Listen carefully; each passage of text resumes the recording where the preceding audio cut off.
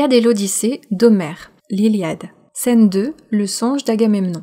S'inquiétant des moyens de faire périr beaucoup de Grecs sur le champ de bataille pour la gloire d'Achille, Zeus pensa que le mieux serait d'envoyer à Agamemnon le songe pernicieux. Il l'appela donc et l'envoya dire au roi Agamemnon que la victoire était toute proche. Le songe partit aussitôt pour le camp. Il trouva Agamemnon endormi dans sa baraque. « Tu dors, lui dit-il, ce n'est pas le moment de dormir, quand les immortels ont enfin décidé que tu t'emparerais de Troie aux larges rues. » Puis le songe s'en retourna, et Agamemnon s'éveilla, croyant toujours entendre cette voix. Il se leva rapidement. Il revêtit une belle tunique neuve, s'enveloppa dans son manteau, attacha ses sandales et ceignit son épée. Il prit ensuite son sceptre royal et se rendit auprès des vaisseaux.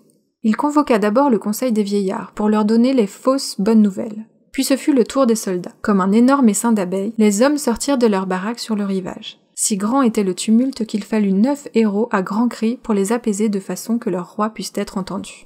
Quand enfin ils furent tous assis, Agamemnon se leva, appuyé sur son sceptre. « Ô mes amis, héros de la Grèce, leur dit-il, bientôt la ville du roi Priam succombera, prise et détruite par nos bras. Cela ne saurait tarder un jour de plus. Mais d'abord, allez au repas et préparez-vous au combat. Aiguisez vos lances, ajustez vos boucliers, donnez à manger à vos chevaux et veillez à ce que vos chars soient prêts pour l'action. Car ce sera une dure journée. Nous combattrons sans trêve, jusqu'à ce que la sueur fasse coller le baudrier sur votre poitrine et que votre main se lasse du javelot. Quant à celui qui restera à traîner près des vaisseaux, il sera la pâture des oiseaux et des chiens. » Les Grecs accueillirent ce discours en poussant une grande clameur, pareille au grondement de la vague qui se brise sur les rochers du rivage. Puis les hommes se dispersèrent à travers les vaisseaux pour allumer les feux et prendre leur repas. Chacun fit une offrande à son dieu favori, le priant d'être encore en vie quand la bataille se terminerait le soir. Agamemnon fit aussi son sacrifice à Zeus. Il lui immola un bœuf gras de 5 ans. Et il pria pour que Troie tombât le jour même, et que son héros Hector roulât dans la poussière avec ses compagnons.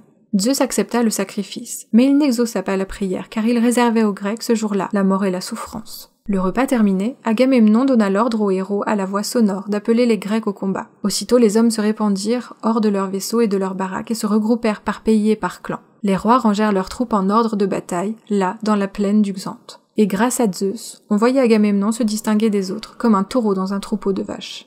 Les hommes avançaient dans l'étincellement du bronze qui brillait comme un feu de forêt sur la montagne, et le sol résonnait sous leurs pas. Zeus avait envoyé à Troie Iris, rapide messagère, sous la forme d'un guerrier troyen. Elle trouva les Troyens réunis à la porte du palais de Priam, et là elle s'adressa au roi Priam et à son fils Hector. « Vieillard, dit-elle à Priam, tu es encore ici à parler, comme si nous étions en temps de paix. Mais une lutte à mort va se livrer, car à présent une armée marche dans la plaine, aussi nombreuse que les feuilles de la forêt ou les grains de sable de la mer. Hector, je t'en supplie, demande à tes alliés de ranger leurs hommes en formation et de partir pour la bataille. » Hector reconnut la voix de la déesse, et aussitôt il congédia l'assemblée. Les Troyens coururent aux armes. Bientôt, en grand tumulte, l'armée troyenne et ses alliés sortaient par les portes de la ville et gagnaient une butte dans la plaine.